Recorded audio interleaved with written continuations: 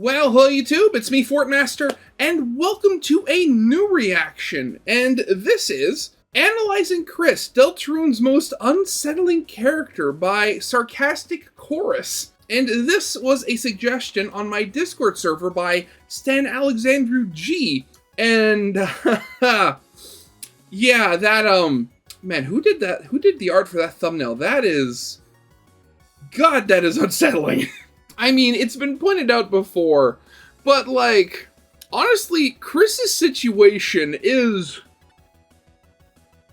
to put it lightly, very disturbing. I mean, like, you know, removing the, the sort of, like, distance of everything because, oh, we're playing a video game, and haha, the video game character is actually, self-aware and stuff like that. But in the instance of Kris, you have this person who just one day is having, all of their, basically their entire bodily autonomy taken away from them with their ability to, actually express themselves heavily heavily reduced, I should say, as what is essentially an extra-dimensional being takes control of your body and puts it on through many, many adventures against your will. And on top of all of that, it seems like almost everybody in your life likes the version of you that's being controlled by the extra-dimensional entity more than they like the real version of you. So, man, I don't care who you are. If that actually happened to you, that would be horrifying. At which, again, the way this art depicts is, rather apt. So yeah, I mean, again, I know we have, a lot of questions still about, what's actually going on with Kris. Are they working with Carol in the night voluntarily? Are they being forced to do it against their will? What was the reason we were put into Kris rather than the vessel we designed at the beginning of the game? So many questions. So many questions. And just no answers, and that's what kills me, and that's what kills a lot of people. So, God, yeah, I should probably get into this just to get things started. So, yeah, of course, as always, original videos linked in the description if you haven't seen it for some reason. Corner video will lead to my Let's Play of the day. And if you like this video or any other video that I make, I'd very much appreciate it if you gave the video a like and subscribe to my channel, because over 3/4 of the people that watch my videos aren't subscribed. I'd very much like that to change, because my next big goal is hopefully it's 6,000 subscribers by the end of the year. But yeah, we'll hold out of the way. Let's get this thing started then, shall we? No. Imagine one day waking up only to realize that your body wasn't yours. I recognize that voice. Have I don't think I've done a reaction to this channel before, but I think does he work on another YouTube channel? I think he does, talking about cartoons and stuff like that. Am I misremembering something, or mishearing something, I should say? To slowly come out of the grip of sleep, to find out you can't move, to hear your mother's voice yet be unable to speak or cry out for help, to realize you're paralyzed, trapped. And then, something tells you to move to the left. Suddenly, you're out of bed, examining the room that you've spent your entire life living in. Every item a memory, but today you stare at each like it's the first time, because it is. But it's just not your body. It's Kris's, and they are our puppets. Deltarune is a surreal experience for those who know the truth. To see a normal morning of a teen named Kris going to school in as standard of an RPG opening as one could expect. With it not being till the closing moments of Chapter 1 that we realize that we weren't just playing another video game. We were playing a horror story where we are the monster, and we just didn't realize. From our perspective, this was just another game, but to Kris, we've stolen their entire life. We determine where they go, what they say, how they interact with the world, forcing them to be a passenger in their own body as we decide for them to sate our own desires or just morbid curiosity. Kris is the vessel through which we interact with the game, but they have their own personality, their own goals, and with each new chapter of Deltarune we see as they try to work with us or against us, but they're just a pawn and we are so much more. I mean, even on the normal route, Kriss still goes against us a fair number of times. Honestly, I think the only time they work with us is when it's like going to like chapter 4 when, you know, Susie's trapped in the dark fighting the Gerson statue. Like, the only time the Kriss works with us is using our ability to kind of like teleport stuff so they can find Susie to save them from, you know, the statue. Like, it's like they work with us grudgingly. Right now, I have seen no proof that they actually like us in any capacity.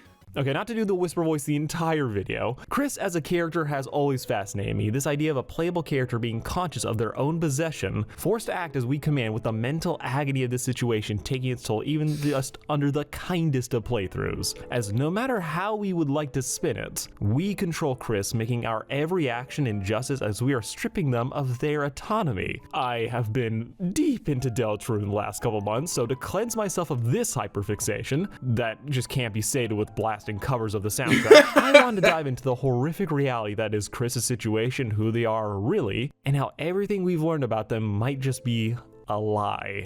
Honestly, like, that whole thing about, you know, blasting covers, like, my absolute favorite right now is a cover of It's TV Time that somebody made, like, in the style of, oh, if it's being added to Smash Bros. Or something like that. God, when it gets to the chorus section, it's just, it feels magical. Kriss! This video, this is a wonderful one. That's right, you! Deltarune, for those who don't know, was created by Toby Fox, his second game after the terrifying success of Undertale, a game famous for blending likable characters, iconic music, and emotionally destroying people by having actual permanent consequences to punish people who decide, like, I'm just gonna go on a murder spree and assume that'd be okay. Inspired by Earthbound, aka the game Ness is from, Undertale, for lack of a better word, is, well, a masterpiece, spawning a fan community that legit puts all others to shame, as if we just compare fan output, there is so many amazing fan works out there, so many fan fictions, so many animatics, so many stolen songs. Oh god, yeah.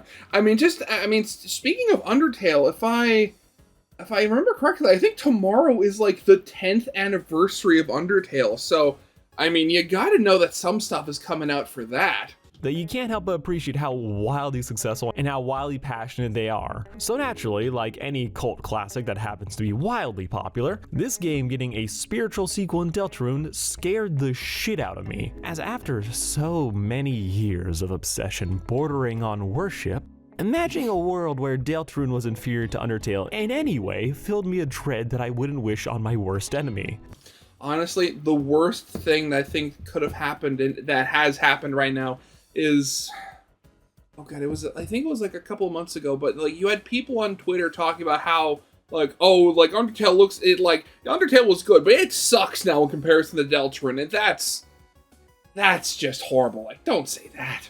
But then the game came out, and it wasn't even close to Undertale's level, as it surpassed it. Deltarune is released in chapters, with each one improving upon the story, adding new layers to the gameplay, twists to the story, and characters who are so lovable you forget that they were in Undertale first. It's a game that begins like so many others do, with an idyllic town, kooky characters before suddenly Kriss and their bully, and soon-to-be friend Susie, are thrown into another world. A dark world, where they meet friends, enemies, and they are told that they are the prophesized heroes meant to save everyone. But this standard adventure is tainted by the reveal at the end of chapter 1.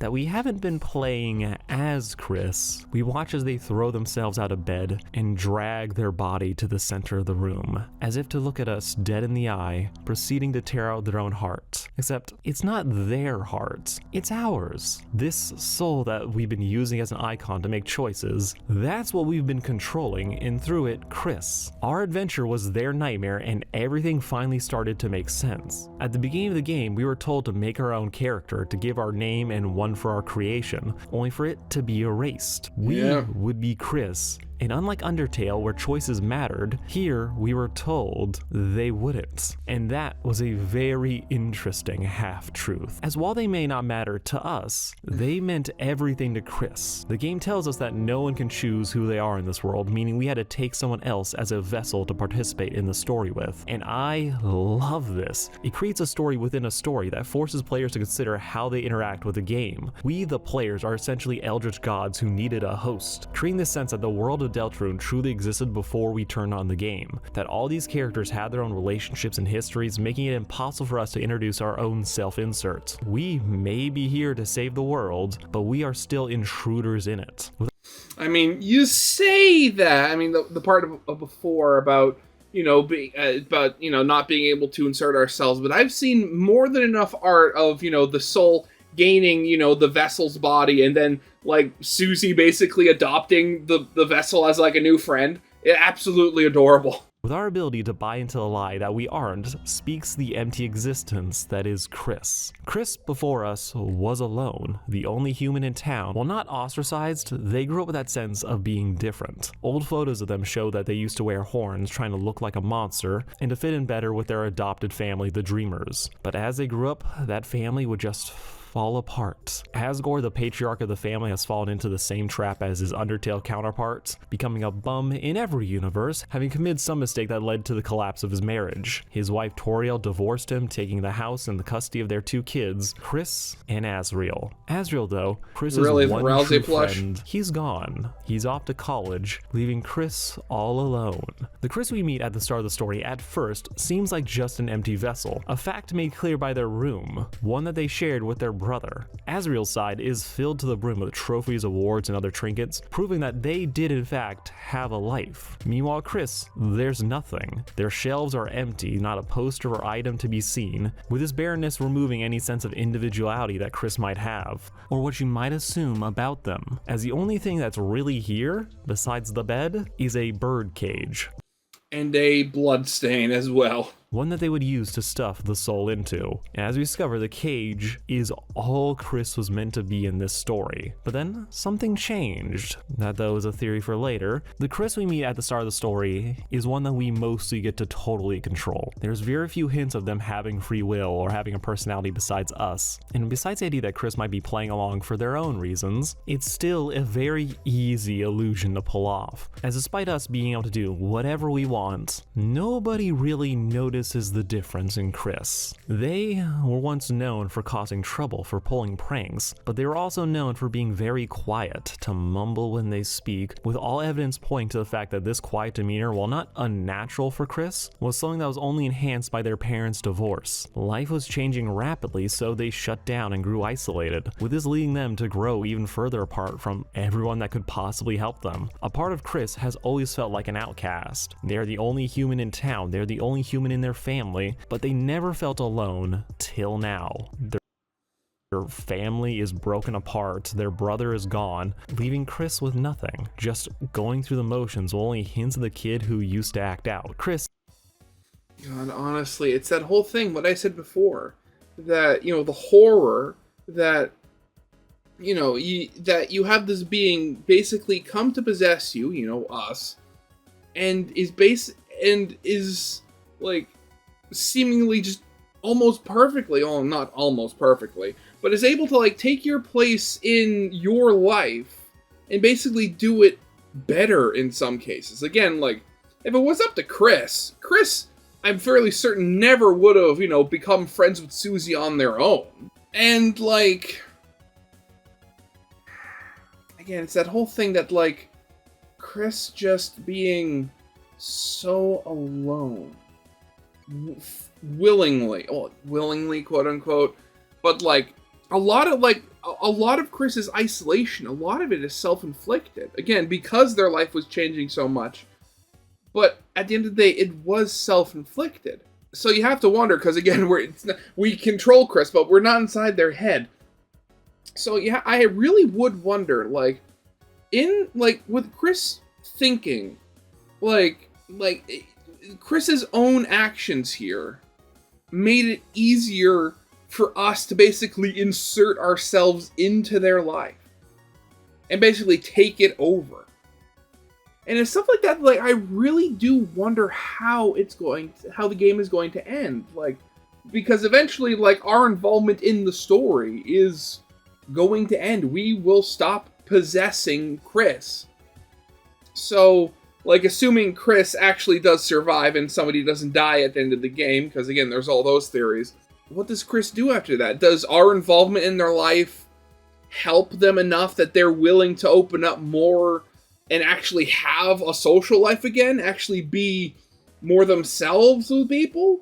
Are they going to, like, close back down and just hide away? I mean, I hope not. I mean, from everything we've seen, Kriss actively does seem to really enjoy their friendship with Susie. So hopefully, you know, Susie being Susie would be enough to kind of, like, help Kriss. But you never really know. Not until it's actually stated at the end of the game. Is an apathetic teenager. They don't know how to handle the situation they're in, and they are feeling powerless, with the current evidence suggesting that they've always fluctuated between being a prankster who would just do dumb things to get a rise out of people, and being a very closed-off person. This is what made it so easy for us to take control, and for no one to really notice. With the only love that was in their life that wasn't their family, was their joy in playing the piano. They used to go to the hospital for hours and play, or heading over to their almost friend, but it's a very weird situation with Noelle in the holidays, where they would go to their house to play, but would refuse to play in front of Noelle herself. Kriss has lived a mostly normal, quiet existence, dealing with sad but very real issues at home, with them pulling themselves inward and not expressing their feelings, making it so easy and so perfect to take control of them. No one really notices the change. Kriss's quiet, mumbly voice being replaced with something clear, more direct. Kriss's partner Susie only recently became their friend, so they wouldn't notice, but Toriel, their classmates, the rest of them are none the wiser that Kriss has been replaced. And I wonder if that hurts, to know that the others would so easily be the thing that's controlling them, that isn't even trying to hide. No one besides Noelle senses that something is amiss. Kriss's early presentation is a wonderful fusion of game mechanics and world building, empowering us the player while ripping control away from Kriss. Even Kriss's gender feels like it's designed to set us up to make assumptions. That yes, they are non-binary in answer to they, them, which most of the game will refer to them as. But people won't clock that. They'll just assume that, oh, we're supposed to insert our own gender over them, when no, that's not the case. They are not us. Making that moment where they tear the soul out of their body all the more shocking, as we were hit by the realization that while we may be the player, this is not us, and Kriss is not our friend. I never liked you, get lost. Now, despite everything, God, you know, that again, I honestly forget, what was my reaction like in chapter 1 when I first played it, like, to that scene? I honestly, I would imagine I was shocked, but like, I honestly forget. Okay, something's going on. Oh, okay. You alright there, Kriss?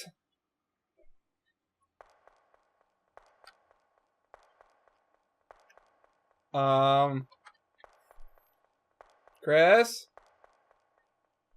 Are you being possessed? Yeah, that tracks.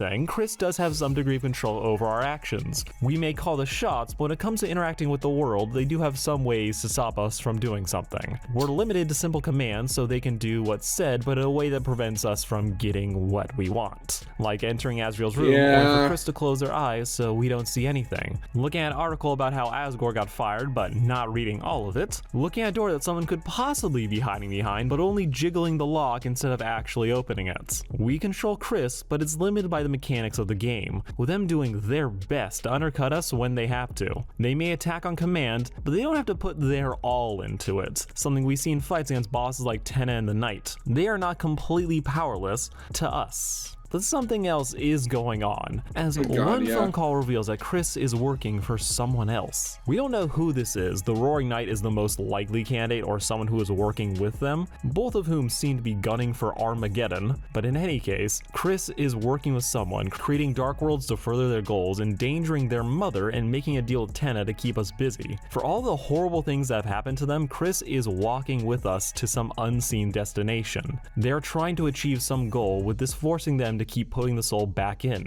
as they're weak without it. They need it to some degree, just like we need them. And neither of us can turn back, even as things get weird.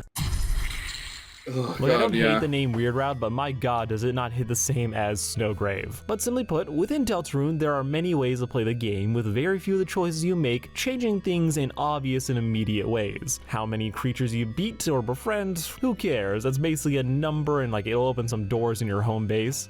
But, you know, okay, what kind of logic is that? A true gamer would always want those numbers, or the right numbers at the very least, to be as high as possible. A true gamer tries to min-max. And, you know, the normal route is obviously min-maxing. You know, the most people, like, recruited versus with the most deaths, or the least deaths, I should say. Who you say you want to go to the festival with, but these things, well, they'll probably have an effect later, but at the moment, nothing about the game has significantly changed for most of your choices. And nothing has changed to the extent that the Weird Route does. And it's all our fault.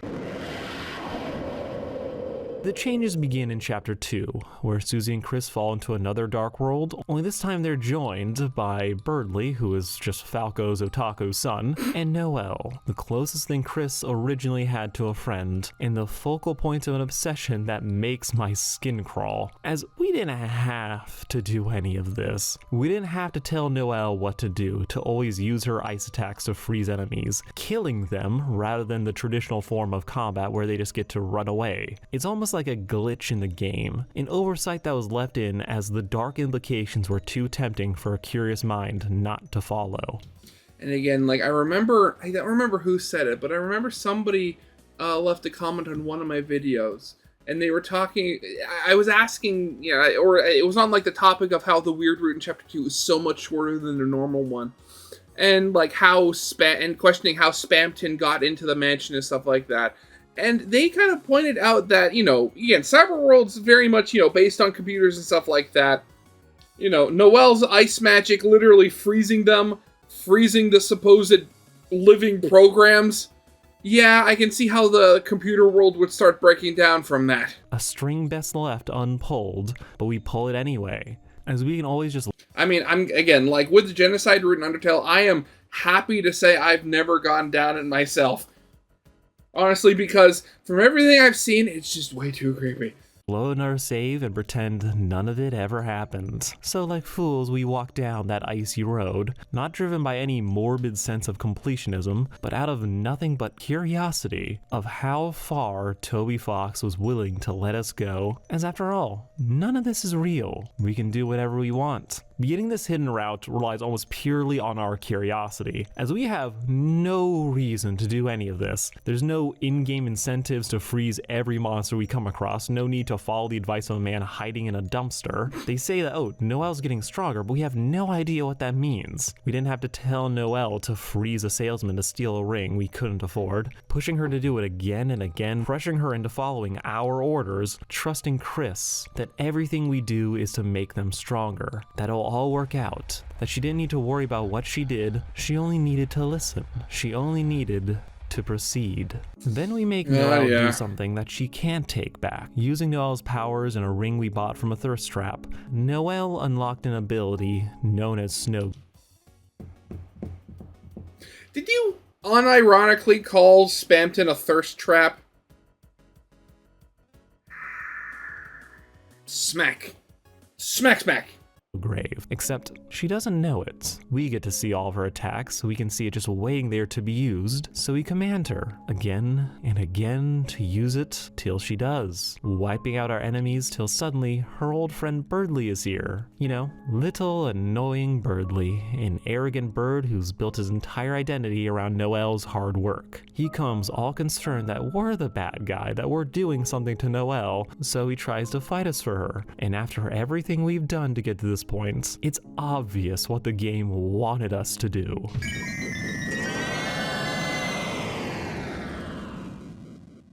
Freeze him solid. At the end of the chapter, Birdly doesn't wake up. He's unconscious, and by nighttime, he's in the hospital, still cold to the touch. But what about Noelle? Our sweet, innocent Noelle. Well, she thought this was all a dream, believing Susie's lie as that was just the easiest way to keep on going, to not think anything that she did actually happened.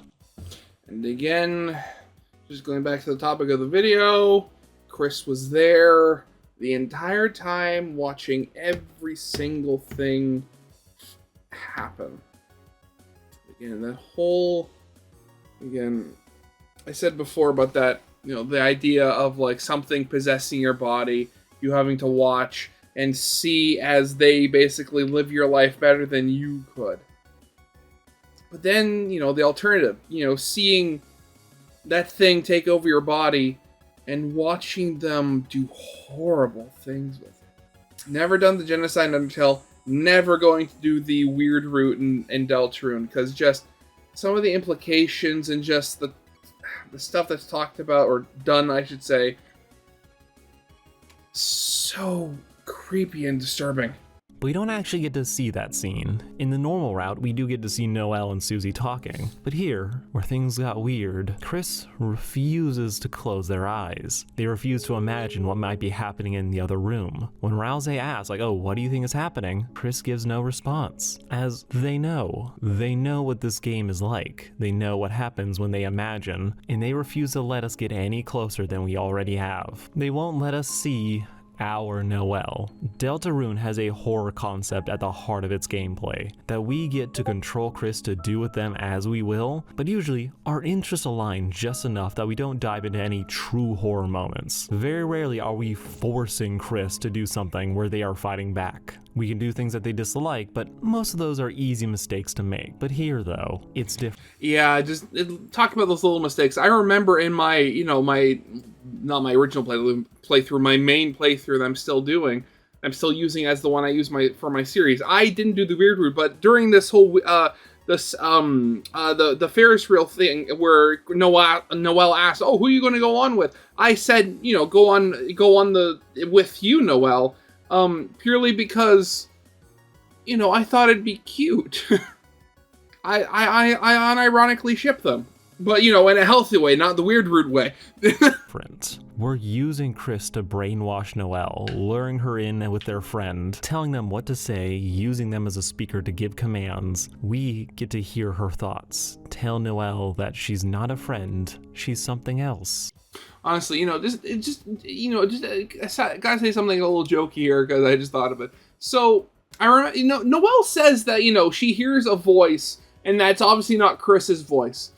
I wonder, like, the way it plays out, is it like that one scene from Lilo and Stitch where Stitch just opens his mouth when he has his claw on the record and the noise just comes out? Does our voice just come out of Chris's mouth without them having to, you know, actually articulate any of the words?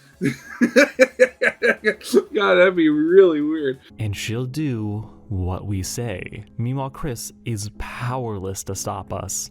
This route shows the true gravity of the situation, turning Kris from a semi-antagonist working for unknown reasons to a protector trying to stop us from using Noelle, going out into the night trying to minimize all the damage that we've done, bringing Birdly to the hospital, reassuring Noelle that yes, it was all a dream, that they were just acting weird as a prank, and that it would all be okay. When... Oh God, I never noticed Chris's arm twitching like that before. He's there fighting. Ooh. We know that it won't, as come on.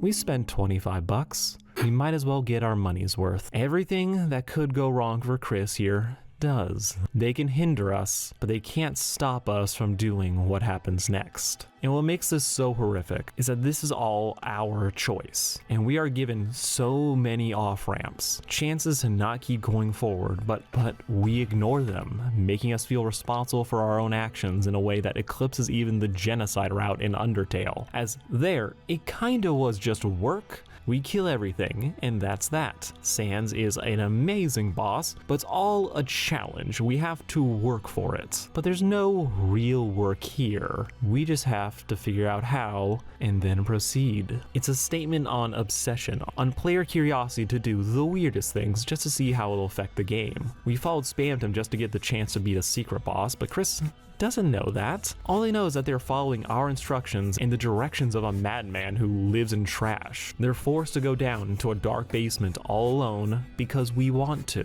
with them then getting greeted by the visual of a puppet trapped in its strings. And that's probably painful for Kris in a way little else is, as it's them. They are our puppets, and while they can rip us out, Kris seemingly can't be separate from us for long, as their body becomes weak, gaining a zombie-like gait, and despite that, they know what we're capable of. They've seen how we put Burley in a coma, how for some reason we're obsessed with Noelle, but despite all the dangers, they let us back in.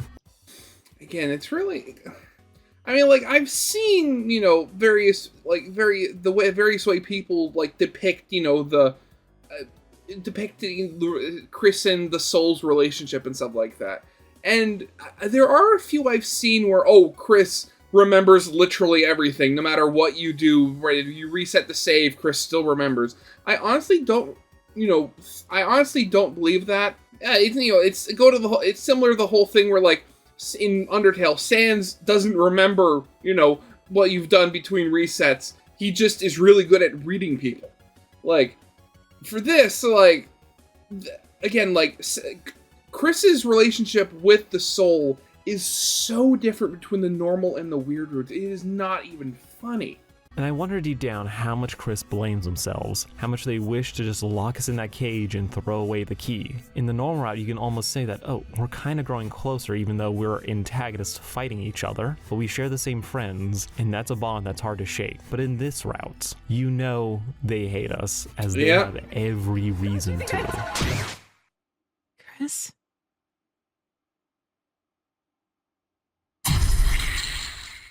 Their life is falling apart, the end of the world is coming, they promise someone to help the knight, putting their own mother at risk to be used as bait, but still, they keep going forward, just like us. As I think Kris asks for this.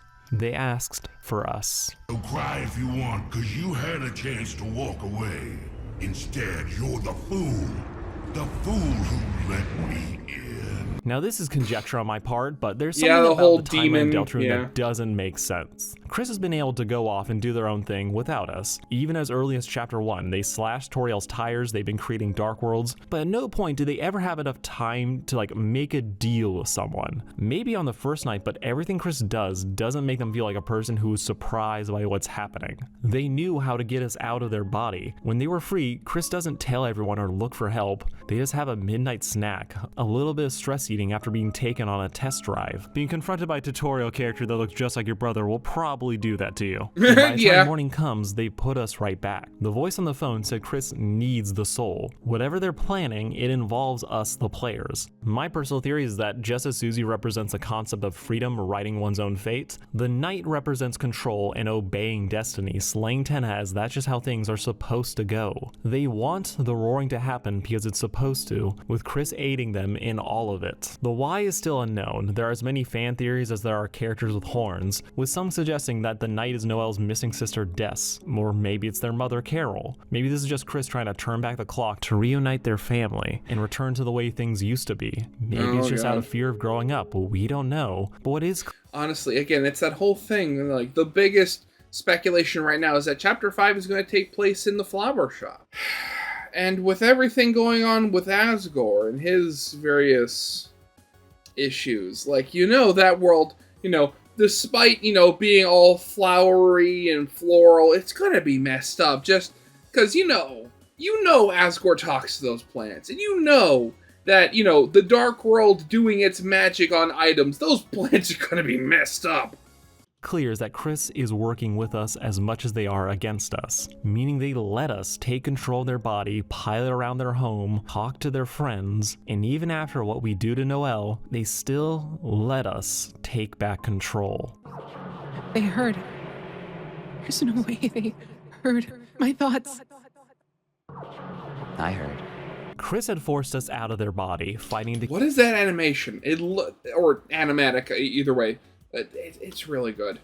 keep us from learning the code to the shelter, with the clues leading us to Noelle's home, where if you commit to the weird route, Noelle wants to talk, pulling a freed Kriss to the side and trying to discuss what happened the night before. How Kriss had just shown up to her house saying everything was going to be okay and that everything they had done was just a prank, secretly taking back the thorn ring, but the second she asks us a question, we get to enter the room. The game allows us to choose what to say next, so the soul that was trapped outside is suddenly in, and we get to possess Kriss, where we get to reveal that we're not them, shattering the illusion that everything she did wasn't a dream. We use Noelle to kill people. We put the ring back on her finger, and shattering any hope of innocence that she had left, with us using Kriss to do all of it. And they still let us back in. Kriss doesn't want any of this. They hate us for it, hurting themselves just to stomp us to what should be our death, but we end up being given control again. Kriss knows Noelle isn't safe, but whatever they are trying to achieve, maybe they think it's worth the risk. It makes us wonder just how much real choice do they ever have. We've seen them in the normal game, how they grow to care about Susie and Rousey, protecting their brother's doppelganger, keeping us from saying cruel things just because. They grow closer to them,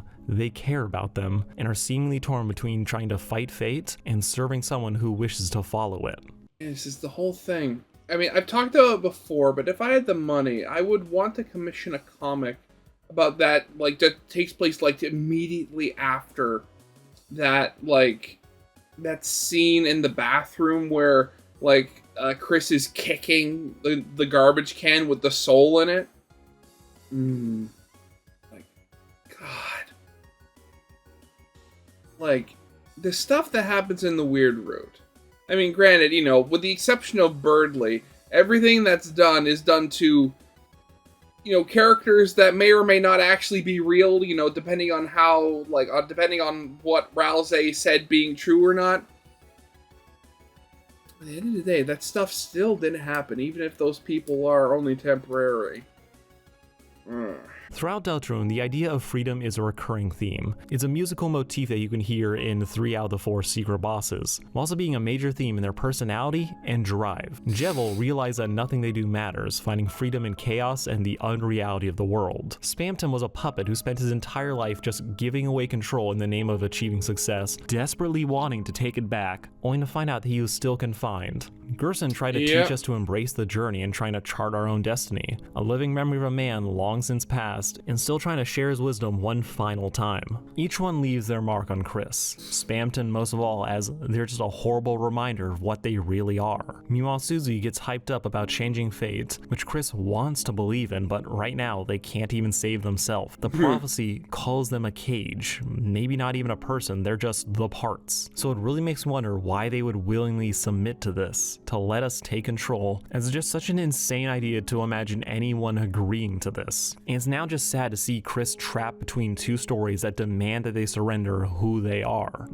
And again, that whole thing, you know, the whole thing, whoever's on the phone, whether it being Carol or not, about, like, Kriss, you promised. What was the promise? And, because, like, honestly, that just seems like, that's emotional manipulation right there. Like, no matter, like, what route you're on, Kriss is in a very delicate state. Even ignoring, like, they have no friends, with their only real friend being their brother who's off at college. Their parents are divorced. Then you throw us into the mix, and that's ignoring literally everything else that's going on between them and the Knight and whoever else is working with the Knight. Like, Kriss is just literally eggshells, just on eggshells. I mean, it's no wonder Kriss can't sleep at night besides, you know. Don't worry, Kriss. You don't have to call me Daddy. Yet. However, worse than Spamton, worse than Jevil, worse than the Yo Mama joke Sans will crack in Chapter 5, the worst secret experience that Kriss has to go through for me is the sword route. Oh, Trapped God, in yeah. the TV Dark World, Kriss is forced to play a bunch of games. If they do well, they get access to the S-Class, where, in the very back, there's another game. You play a lot of them, but this one, it's the original. It resembles the old Legend of Zelda games. It's nothing special at first. You play through it, you explore, wander around, solve puzzles, avoid monsters, but then you get a sword, and lacking direction, you decide to do what you think the game wants. What you did in Undertale, wiping out all the monsters, growing stronger with each kill, till we're completely alone and discover a key. Journeying into a dungeon where we're greeted by a familiar sight. As we're followed by an ice mage, we use them to freeze our enemies, commanding them to attack again and again till they're all used up, vanishing from the game, but we keep going. Eventually, we get another key, this time to the shelter, and the game thanks Kriss, not us, for telling them that they were used up. Later, we get the chance to finish the route to go back to the game. We're joined by in-game representations of our friends, but they just follow us around, and we want to proceed. So, with little else to do, we cut them down, Kriss looking away each time delving into the level we slay an NPC of Tenna, the man Kriss made a deal with to stall us, outing their secret arrangement that everything in this chapter has been a distraction, but that's the main story, and we're just trying to see where all this goes. Again, it's that whole thing. Like, the whole thing with, like, the little tiny pixel Kriss being able to walk out the TV. I very much believe that messed with Kriss. Especially given that, we control it. There's the whole thing with, like, the pixels being overlaid on the soul. And then it comes back, tries to attack Susie, if we so choose. Again, just... Even as Kriss begins to fight us with everything they have, trying to keep us from seeing into the bunker. But it's not enough. We're too strong. We go inside where we face a nightmare. It taunts Kriss, telling them that they must be enjoying this. That our search for the shadow crystals, it doesn't really matter. A small part of us must be enjoying this. Enjoy everything that we did yesterday. That Kriss can just say that it wasn't them. That they're powerless to stop it. That they had to do it. So a small part of them might as well enjoy it. And when we finally slay the boss, when our battle is concluded, the prize is put in a place that we can't reach. So we just do what we've been doing this entire time and keep following the path till it leaves the game and nearly slashes Kriss before leaving. We regain control of Kriss at this point and then make them go into the game to take our prize, only for Susie to arrive, and Kriss tries to pretend that nothing is wrong. But then the little Kriss comes back and tries to stab her, only just barely missing us. Kriss took back control to pull her away, with Susie being none the wiser. This is Kriss's life. They are seeing the world from our perspective, not as some eldritch god, but as a video game, where we can do whatever we want and no one would know. Whatever curiosity they might have had about what's going on, it has to be broken by the almost dull reality of someone just playing a game. Even if Kriss doesn't know that they're just a character in a video game, the idea that this is all they are to us, it's chilling. Every part of Kriss's life has rendered them a passenger in their own story. They had to watch their parents argue and split apart. They had to follow someone else's orders. They had to obey us. They've had small moments of resistance, but they can't stop anything, only slow it down. I wonder, does... Again, the whole, like, how, the soul appears in the in-world is always up to a question. Does Kriss actually know that this is all a video game to us?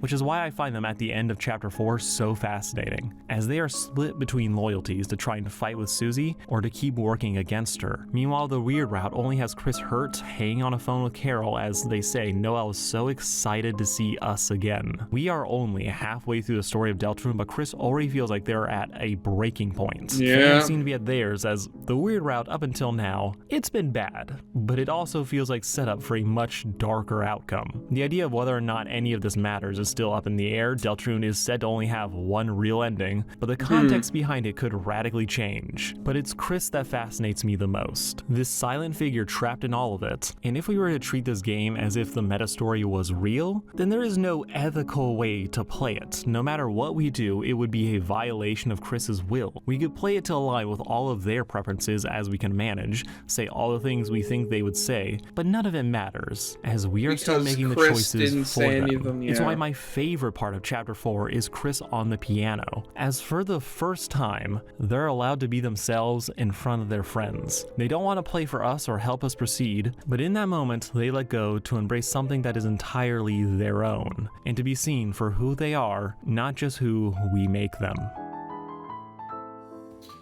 Oh, that's the end of the video. Okay, wow. God, yeah. I mean, isn't that just the case? Like, Deltarune, you look at it, on the cover, you know, fun pixel art, fun graphics, you adventure, you make friends and stuff like that. Open it up. Eldritch, you know, eldritch horror about, like, about possession and stuff like that, and bodily autonomy. It's like, I mean, like, as I said, I've never gone on, like, the genocide route or the weird route, just because it's never appealed to me. I don't like the ickiness of it. I've never been, like, that curious. I generally don't take the evil routes in games. With everything going on with Kriss in Deltarune, like, it is honestly a little horrifying to think about. It really is. But yeah, that's definitely going to be it for now. So yeah, I hope you guys liked. If you did, leave a like, subscribe if you have not, and I'll see you guys next time. Goodbye.